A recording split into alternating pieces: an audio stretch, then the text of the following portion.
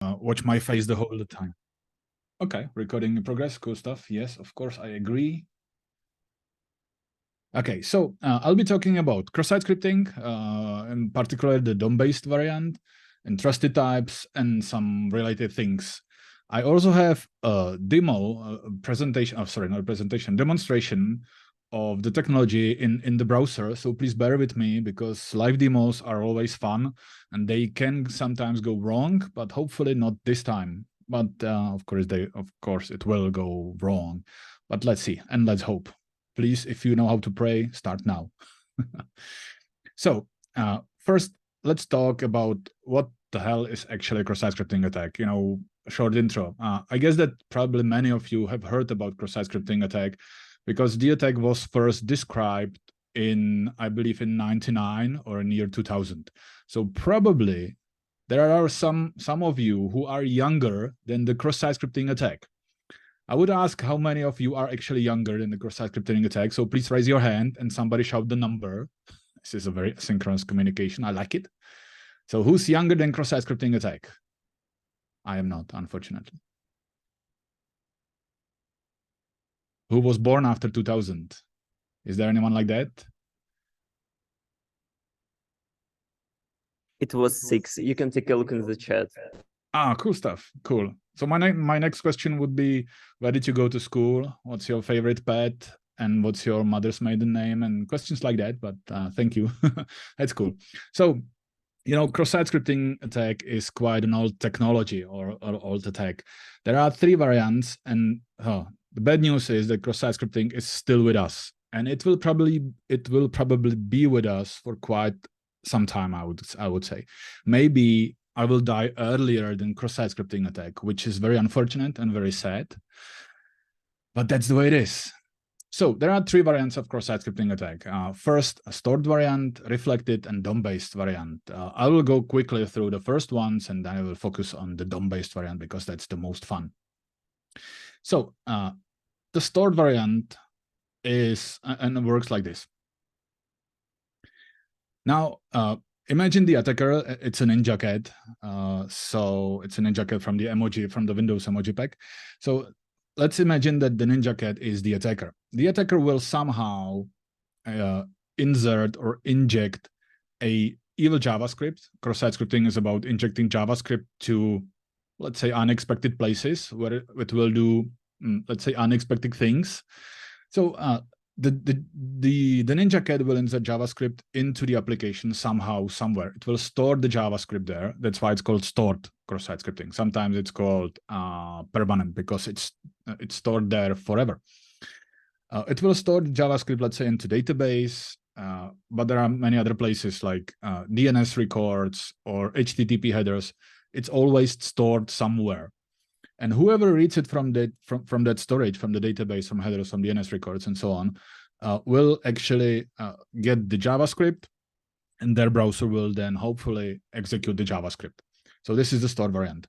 Now, if you check my site, michalšpaček.cz, in many online checkers, header checkers or DNS checkers and things like that, you will see that I like to put JavaScript everywhere, because I usually say that when I don't know what to write, I use JavaScript, and very often I don't know what to write, so I use JavaScript very often and in unexpected places, which is really cool. So this is the store variant. It's the easiest one.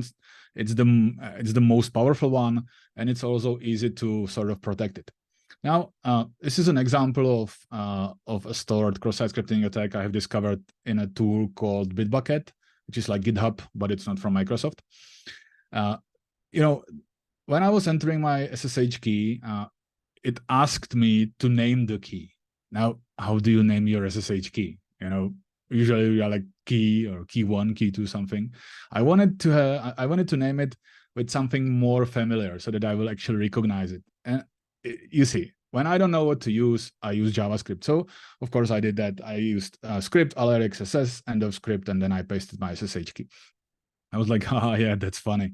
But it was actually funny, because on the next page, when I save the page, when I have saved the name, the browser has actually alerted the string I have asked it to alert. I was like, oh, nice, that's cool.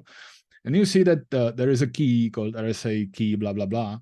And then the next row is actually empty. Here, there is nothing. Oh, there's actually JavaScript, which has executed this thing. You can see the JavaScript down here. It was actually echoed to the page exactly as I've input it into the label field. This was actually echoed to the page, and the browser has, of course, executed it. I have reported it to Bitbucket back then, but unfortunately, they didn't pay any rewards. They started paying rewards right after I have reported it. But yeah, this was really fun. It was really quick to find and really quick to report. Oh, sorry. Yes. So this is how you defend against the store cross-site scripting. The best defense is using a good templating system. You can also manually escape user input, but there are many places in a regular HTML page where the HTML injection would not work if it would be escaped, like let's say HTML, because HTML pages, they also contain JavaScript blocks or JavaScript snippets. So the injection point might be in the JavaScript. So that's why I prefer a templating system or a templating engine, which will do it for you automatically, preferably. And sometimes you can escape manually, but sometimes you may forget to escape that manually, so it will not work as you would like to. And because sometimes it will not work and sometimes you will forget, you may use, and I would strongly suggest and recommend using content security policy, which can tell the browser like, hey, dear browser, even if you receive this JavaScript loaded from this domain, please do not execute it. I don't want that, please do not execute it. So even if the browser would actually receive the JavaScript, it may still, I mean, if the JavaScript would be in the HTML page and parsed by the browser may still decide to block it and to not execute it. So content security policy is kind of a second line defense against cross-site scripting. It's not a first level defense like a templating engine, for example. The reflected variant, reflected cross-site scripting, is a bit difficult, a bit more difficult. Imagine the attacker will first send a link to the victim, to the user, and the user will click the link because links are for clicking, right? Even if many people try to warn users and victims that please do not click any links, they still do because links are for clicking, right? So they do, and they will continue doing this, and it's totally fine because it's the feature of HTML. So links are fine. They will click the link, and the link will include the evil JavaScript. The injected JavaScript will actually be in the link sent from the attacker to the user. So the user will click the link, and the JavaScript will be transferred to the application. That's the step 2 here. And the application will echo it back to the user's or to the victim's browser. And then the browser will execute the JavaScript.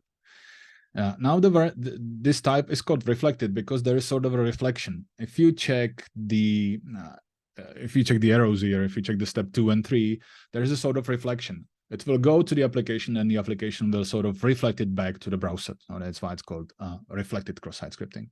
Sometimes it's called temporary cross-site scripting because it's not forever. It's only when you click a link.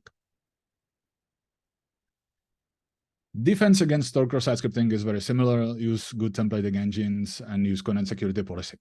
Earlier, before, like several years ago, there was a feature in browsers which was called the XSS Auditor.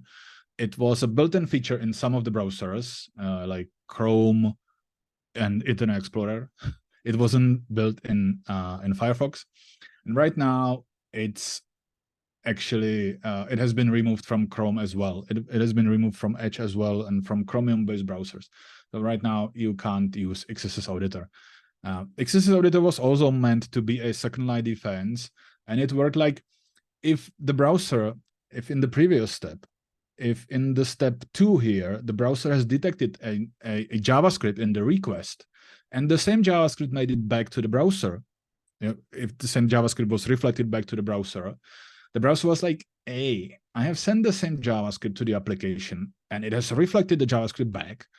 So maybe, and probably, it is a reflected cross-site scripting attack, so I will stop that. I will not execute the JavaScript.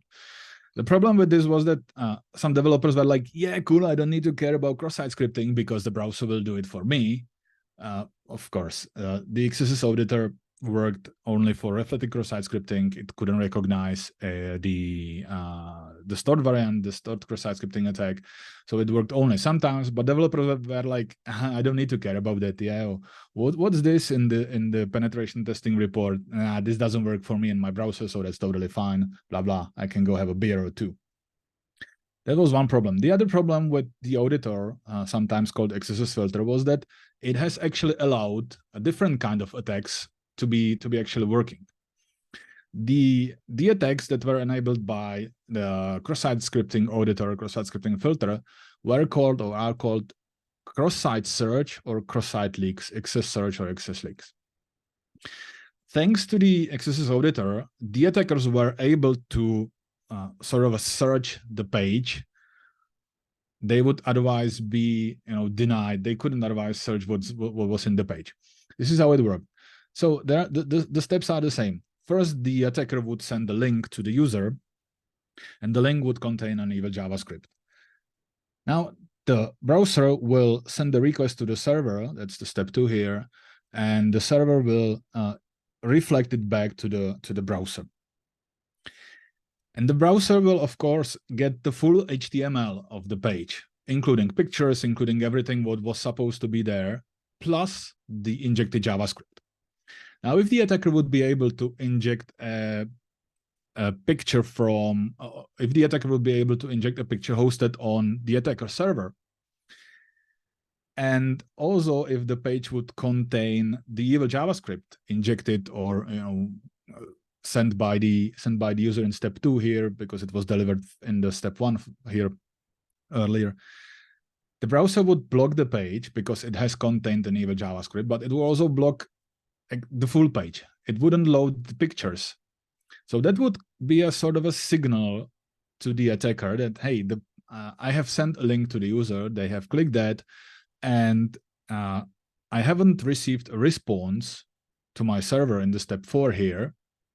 So probably the browser has not loaded the page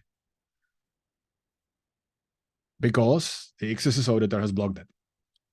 So this was possible, like if the attacker would send some JavaScript that would be used for, say, authentication or something, the attacker might be able to know, might be able to learn if the user is logged into an application or not.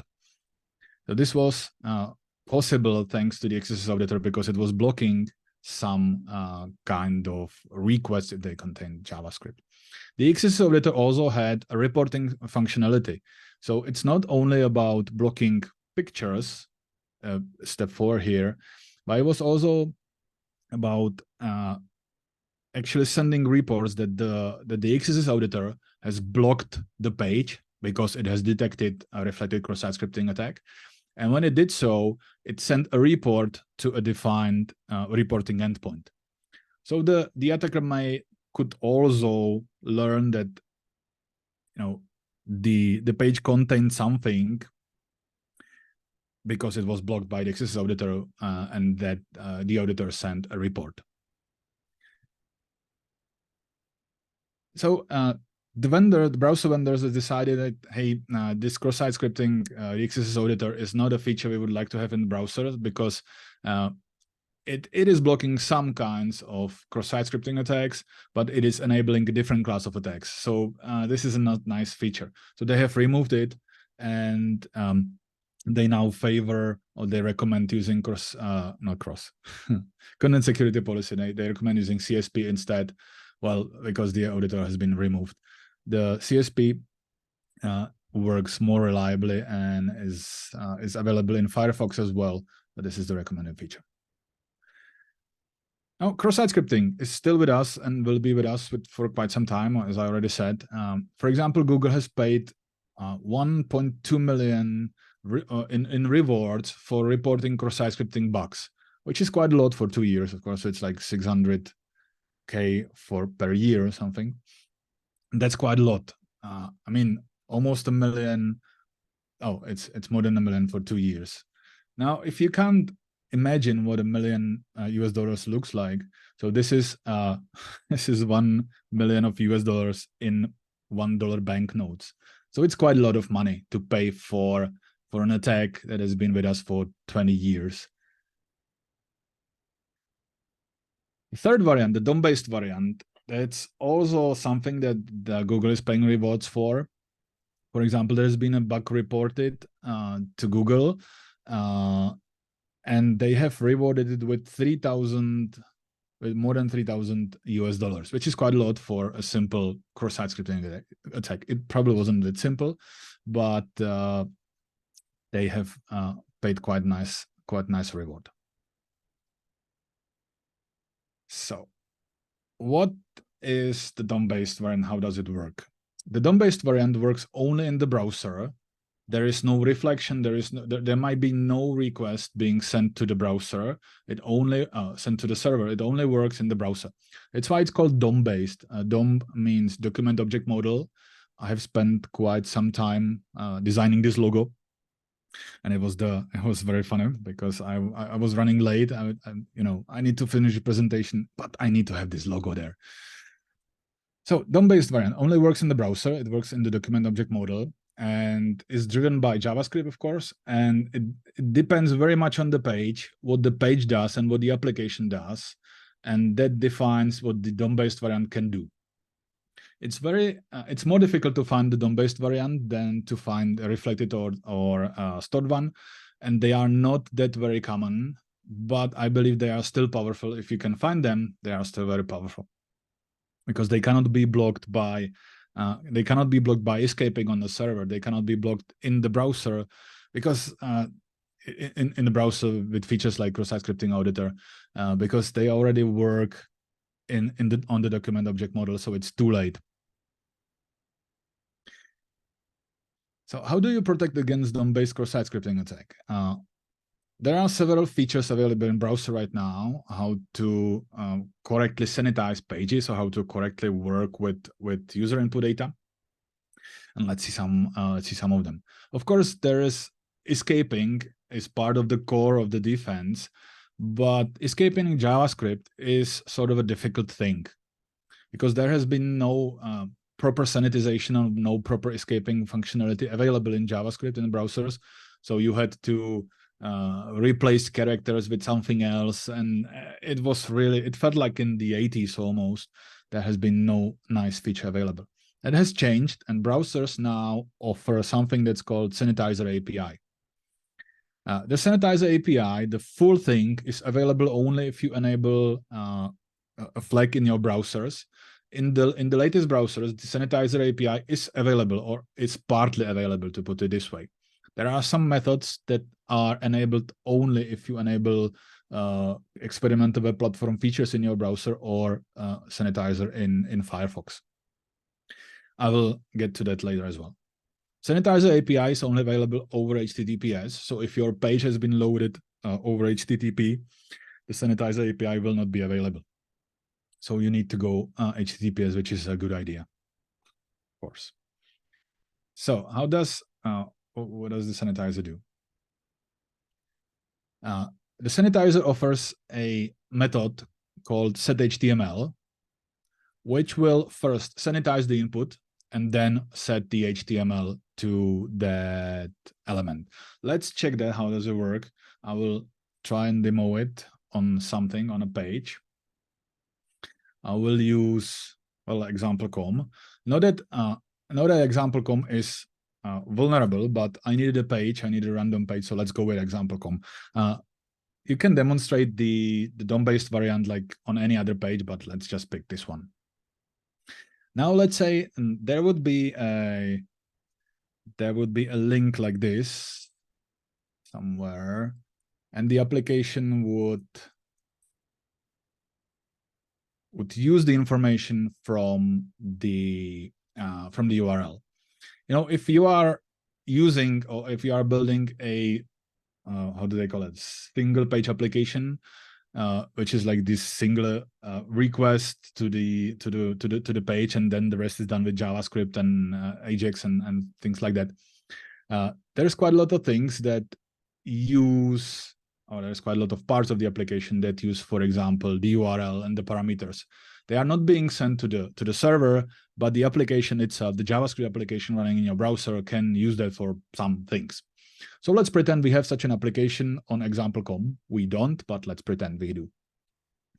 And we now have a parameter in the URL, which is foo, and it contains some JavaScript. First, the JavaScript is sort of hidden in the image request. We have image source X, and if the image cannot be loaded from X, there is an on-error handler that will alert 1. We don't need script tags. We can just do it with on-error handlers as well.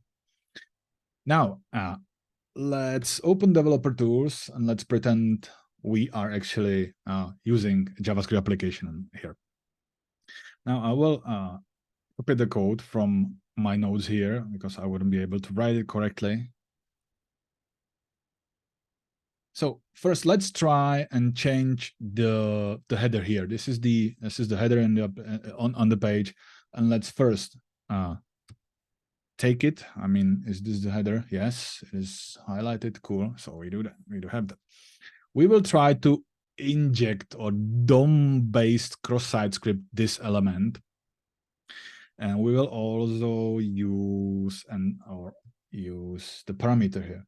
So let's take the foo parameter as first check. Okay, the foo parameter we have taken it from the URL, and we have the foo parameter, which is foo image source X on error blah blah bar. And now, what a lot of applications do is they use the inner HTML property of the element to put something there and to display that. Now we'll do how this is what many applications would do. They will just take the user input, and they will just blindly, and they will trust it, they will fully trust it, and they will just put it in the inner HTML property, which will do exactly what it's supposed to do. It will try and display the image. It will fail. The browser couldn't load the image, so it will alert 1, and that's it.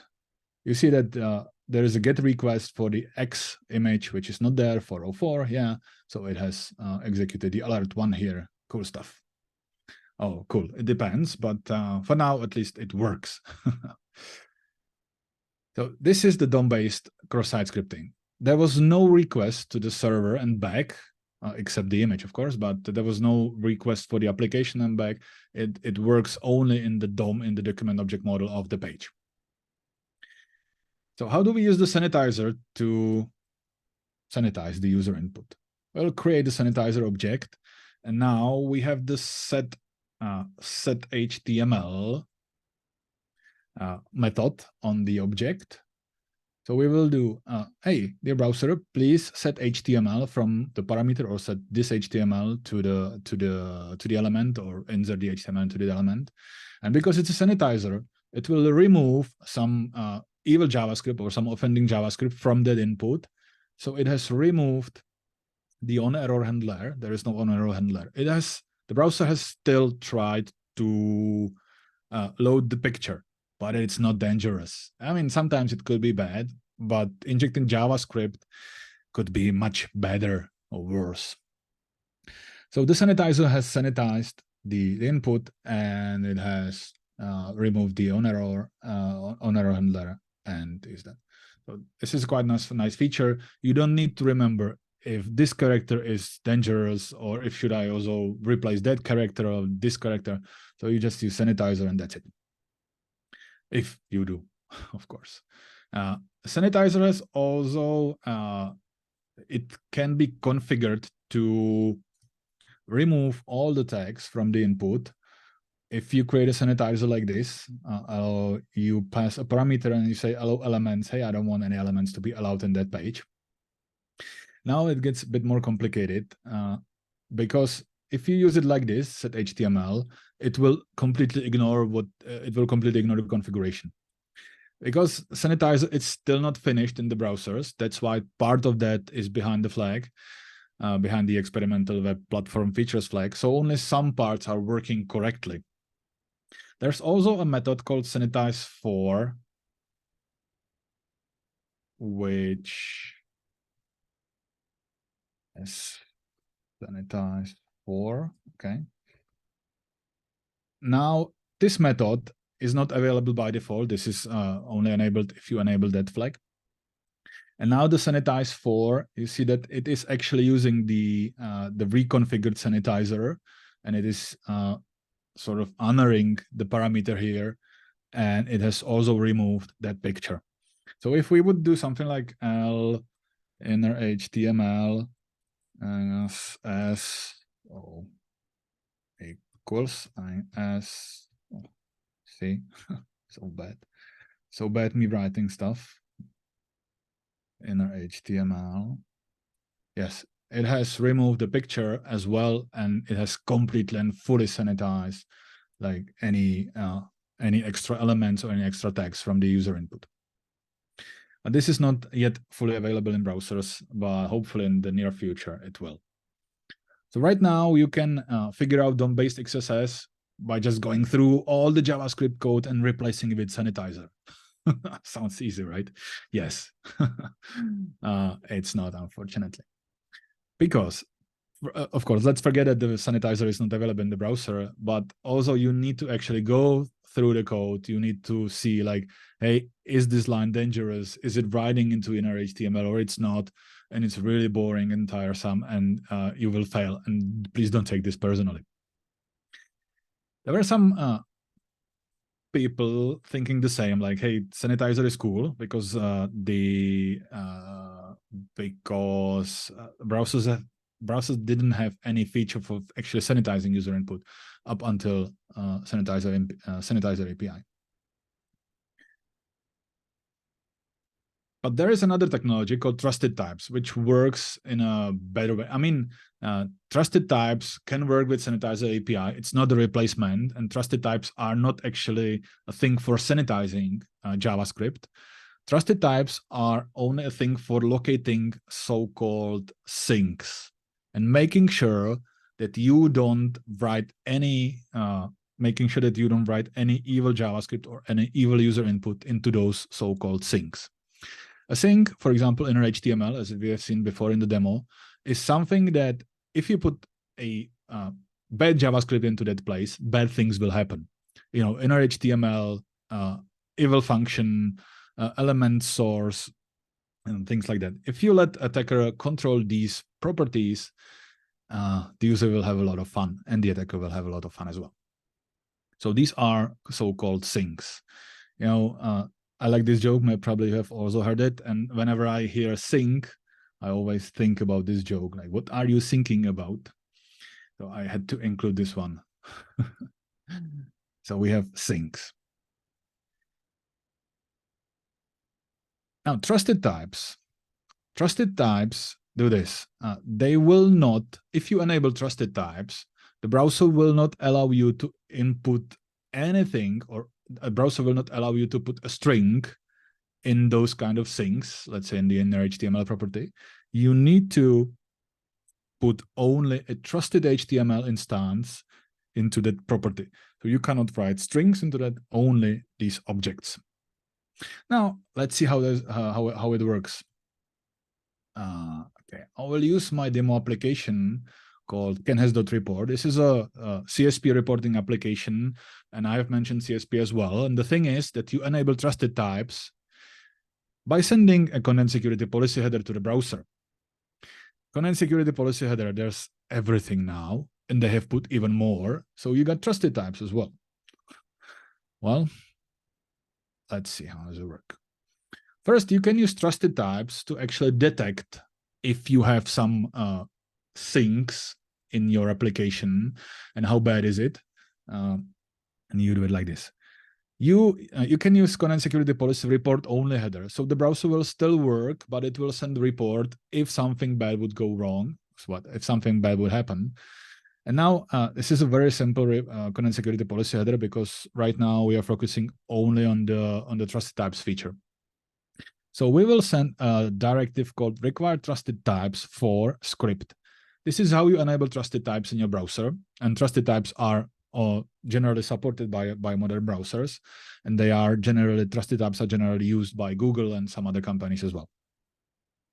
So this is how you tell your browser, please, dear browser, I want to use trusted types in my code. Now we will also send a report to your directive, which means if the browser would detect an HTML sync, it would send a report to this reporting address. This application is, this demo application is also available for you. So if you want to test it later while at home or something, you can freely do that. It's built for learning things, trusted types, and some other things. Now, let's have some, let's manufacture a DOM-based cross-site scripting attack. This is a very simple thing, a very simple code. It's very far from production code, but to demo the application and to demo trusted types, it's very simplified. And it's you can only click that, so it also works on your mobile and things like that, and on devices like that. So we have a prompt feature here. So if you click this button, you will be prompted to enter any HTML, and there will be something pre-filled. And if you hit enter, if there is an HTML coming from the prompt, the browser will use some element, which is somewhere over here, and it will use the user input, and it will put that into the inner HTML property, which is the definition of DOM-based cross-site scripting. Let's do that. Enter any HTML. Yes, we will. Let's run with alert. Let's say 2. Why not? End of script. So now the browser should alert 2.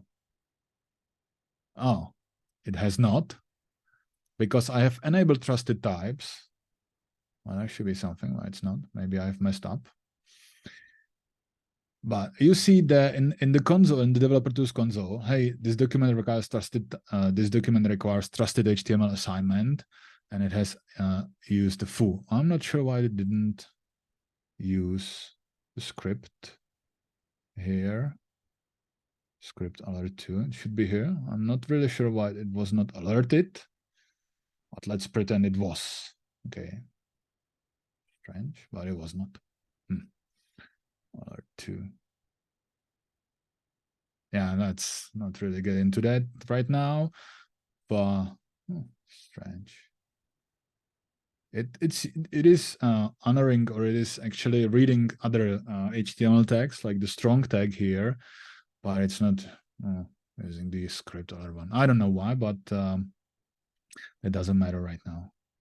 It matters, but I don't want to get myself stressed that much. So let's pretend it doesn't. So now, and the thing is, it still works the way it should work, almost. But the browser has also sent a report to the reporting endpoint configured there. I believe it should also be displayed in the developer tools in the reporting API here. There are no reports to display. Maybe that's already been sent. But the reporting endpoint is also part of the application, so you should see it here. And I'll zoom it in. Yeah. And this is, there are 2 reports right now, because we have tried to write into that sync twice already. First, it was the script alert 2, and then it was the strong, the foo strong bar snippet or HTML snippet. So the report says, hey, this is a CSP report. It has the report violation happened here, and this is the referrer, and the violated directive is required trusted types 4. So somebody, the application uses trusted types, and somebody tried to, somehow bypass it. And there is interesting thing here. It's called script sample, and it says like what was the sync that somebody tried to write to, and what was the code that somebody tried to write into that sync. I believe this is limited to 40 characters. So you won't get the full JavaScript, but you will at least see the beginning of the first 40 characters, I think. So you can see if it's like your application, or if it's an attack, or if it's a browser extension, or if it's generally noise, or if it's something useful. The browser has still, would execute the JavaScript or has formatted the HTML like it should, because it was only a content security policy report only directive. And you see that this position was only report here. It wasn't enforced. It means like the browser was working like it should, but we have detected a sync. If you would like to start using trusted types, this is the first step to see if actually if there is any JavaScript or if there is any code using those things for like good things, for actually working with that page. And if there is, you should rewrite it or give up using trusted types, which would probably be easier right now. You can rewrite it with, create element and append element and these kind of functions. Do not write directly into HTML and other things. Now, let's pretend that we have already removed all those things or the proper usages of things of writing into an HTML, and we will try to finally protect the application against DOM-based cross-site scripting attacks. So we will run with content security policy header without the report-only suffix, like real content security policy, and we'll require trusted types for script. Like JavaScript will require trusted types. And again, if something or somebody would write into the sync directly, if somebody would like to write a string into a sync, it almost rhymes, the browser would send the report and would not allow that. Let's see that live. So there are several differences. First, of course, the content security policy header here is not the report only one, it's the full enforcement one. And now we will create a so-called escape policy in the JavaScript code in the application. The programmer, the developer of the application would create an escape policy. This is created with calling trusted types create policy, naming your policy somehow. And the policy will have a create HTML method, and the create HTML method will take a string, do something with that string, and return it. Now, this is a very naive replacement, or this is a very naive escaping of user input, but it demonstrates two things. First, trusted types, the technology, doesn't really care about how you escape the user input. It will only make sure that the escaping function will be executed. And second, you can escape very naively. It will work in some cases, but it won't work in other cases. But it's a really short one, so that's why I'm using it here. But if you are using trusted types, then the security of your application is as good as what your escaping policy looks like. So if you are, for example, hunting for bugs somewhere and you see that the application is using trusted types, like fully enforced and enforced trusted types, then you should probably focus on what the escaping function look like. Because if I would mess up the characters here, or if I would just return the same string, I would still have DOM-based cross-site scripting available to the attackers, but I would be using trusted types. I would, of course, be holding it wrong. I wouldn't be using correctly, but that's my problem. That's the problem of the developer. And the thing is, whatever you put here, then that will define the security of your application. Quite nice thing is that this is the only place where you can mess up.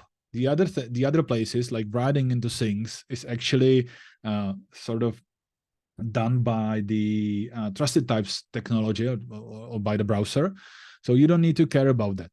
If you define trusted types escaping policy, browser will make sure that every single sync will get sorry to put it this way. Every single user input that would be assigned to a sync would be escaped by this policy. Let's see that.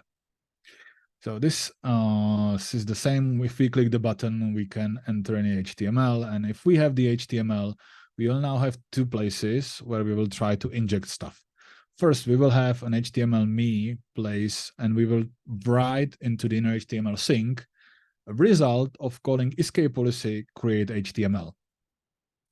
And then XSS me element will get the original user input. So let's do this. Okay. Now there are two places. First, this one was correctly escaped, or it was escaped, you know, what this method said, or how this method was defined or declared. So you see that these characters have been replaced with the low, what is it, less than entity. So it has been properly escaped, and there was nothing dangerous, sort of. But there was some other place where we have entered the inner HTML, where we have tried to write something into the inner HTML sync. Now, because that's forbidden under trusted types, the browser is like, hey, I have the document requires trusted types assignment. The document requires trusted HTML assignment on this line 34, which is exactly the second line here, which is exactly this one. And I have failed to set the inner HTML property because it again requires trusted HTML assignment. So this was not, this line was sort of ignored. And again, I have received a report that somebody tried to write this into the inner HTML sync, and now it was enforced. It wasn't report only; it was enforced. So browser has stopped that. I can go through the reports and see if it was an attack or if it was something like that. There are many browser extensions that are quite noisy, and they are using things like there's no tomorrow. And you will probably get quite a lot of reports from browser extensions, from browsers infected with malware and etc. So you would need to ignore some of the reports. The problem is with libraries like jQuery, for example. They are quite old schoolish, and they don't really care about trusted types, and they are writing to inner HTML, like they are using inner HTML almost exclusively.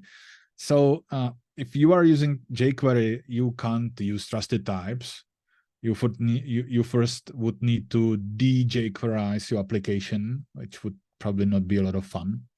But if you are not using jQuery, or if you are writing your JavaScript frameworks or JavaScript application yourself, then you may be happy to use trusted types. Now, the problem here was that I would still need to use the escape policy create HTML method to put something into the inner HTML. Now, if you create a default policy, this is still the same. Content security policy require trusted types for the code is almost the same. The only difference is that I will create a policy called default. I will create a default escaping policy, and then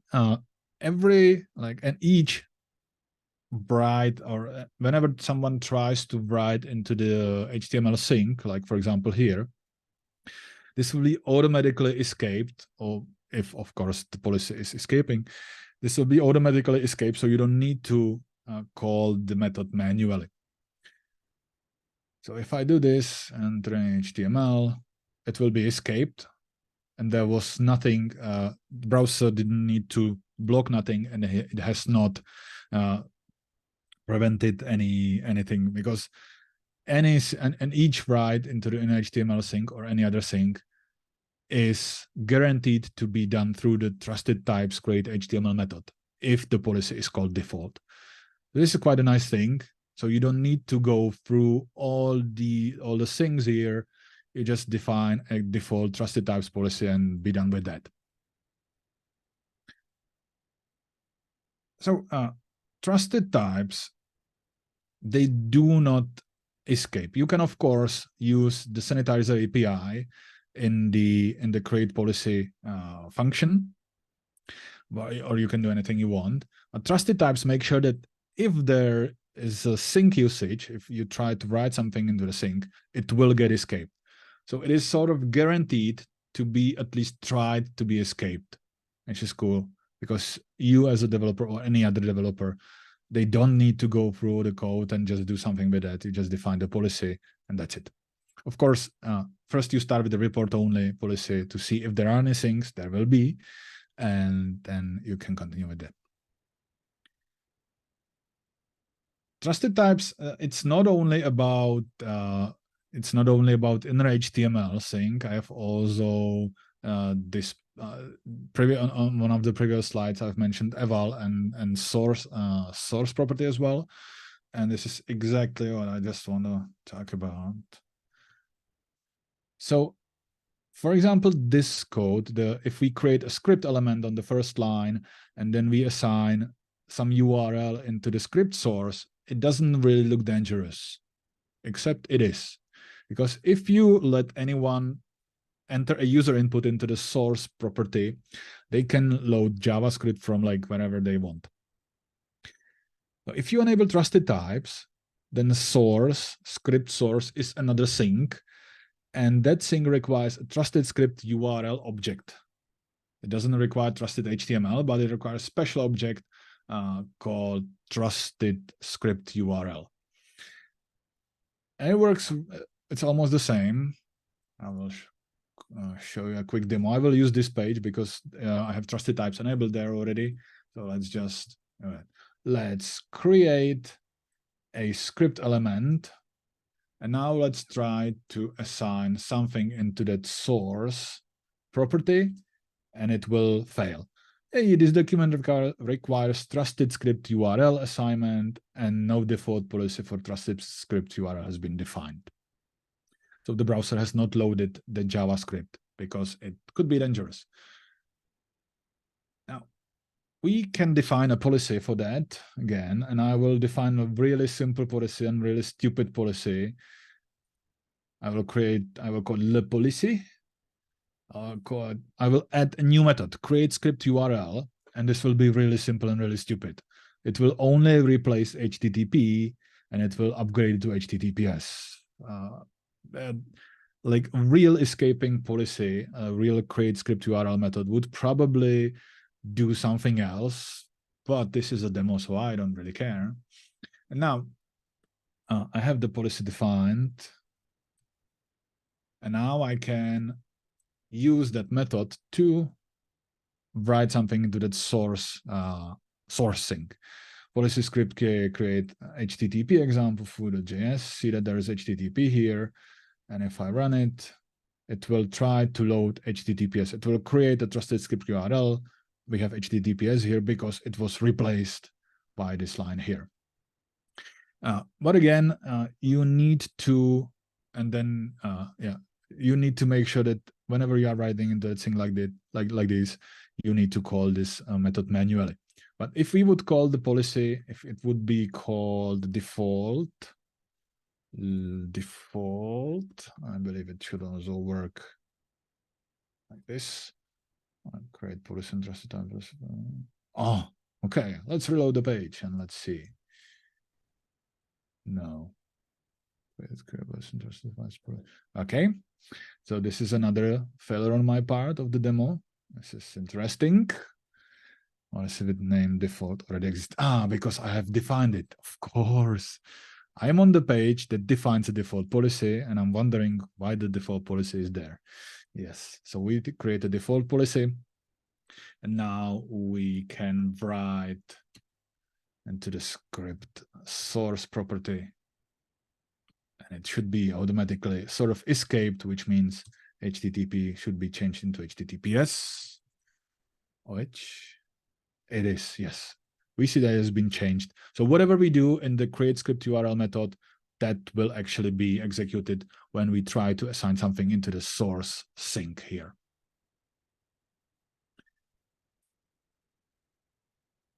Now, trusted types may look like a future. It may not look like present for many of us, especially if you are using jQuery. I was using jQuery on my personal side, and just removing it only from my personal side, which is not really an application. It's just a site with a few articles and some slides from some presentations. It has been a pain in the exactly there. So removing jQuery might be quite difficult. But trusted types work in also, like, if it's a browser technology, so it will also work in some other places. For example, here, Microsoft has released a new Teams application, Teams like Zoom, but from Microsoft. They have released they have released the new version like last week, I think, and they have. I have read the announcement for some reason because it has been posted by a friend, I think. So I have read and the friend is working in security, so I was really interested in what kind of security features they have improved in Teams, in the client. And one of the interesting things was that they have actually introduced trusted types into their desktop client. I was like, oh, okay, that's cool. The desktop client is actually, sort of a shell, sort of a client that loads stuff from the internet. And now trusted types, they have been introduced, or Microsoft has introduced trusted types into the desktop client as well, because it's a desktop client using a WebView feature from Windows. They have added content security policy and they have deployed trusted types, which is really cool, I think, because trusted types looks like a web-only feature, but they've been able to add it to their desktop client. And Microsoft believes that trusted type adoption will meaningfully improve resistance of the new Teams client against cross-site scripting, which I find really interesting, because cross-site scripting attacks with these web views and things like that, they are making their way on like pure desktop applications, which are not pure desktop applications anymore. So we'll probably have a lot of fun with cross-site scripting and things like that in like sort of a native desktop applications. And I'm looking forward to the future, to such future. I really hope that trusted types will be the end of DOM-based cross-site scripting, but I'm not so sure about it right now. But it's cool that we have the technology. Of course, it's up to anyone to use it or not. But it's much better to use trusted types, because it will make sure that you don't need to escape manually. Whenever I hear like you protect against cross-site scripting, or your application is protected against cross-site scripting when you call methods like HTML special cars, or when you escape something, I'm like, nah, that's not really true. The application is protected when the technology, or when the framework, or when the programming language does it by itself. You need to configure it, yes, but it's cool but it's protected. The application is fully protected only when you take the human element out of the development cycle. When you remove the programmer, because the programmer would and may forget to call the function here and call the function there. If you remove the developer, if you remove the poor developer from the development cycle, or from the process, only then the application is fully protected. And trusted types is one of the ways how to do that for DOM-based cross-site scripting. So this is the end, hopefully, of the DOM-based cross-site scripting, and the end of the presentation. Thank you very much. You can follow me on Twitter, and let's see how far trusted types will go. Thank you very much, and have fun.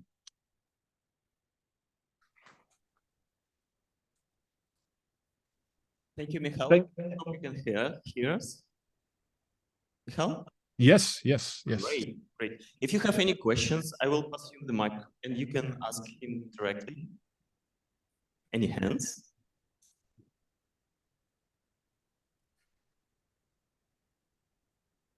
Don't be so shy. If you are, I can totally understand it. Feel free to DM me on Twitter, or shoot me an email. That's totally fine. Anytime. So, yeah. Thank you. Once again, thank you, Michael, for you probably missed the applause, so it was you. And you probably are listening it right now. So we will make a short break for 10 minutes, and that's 7:15 roast time.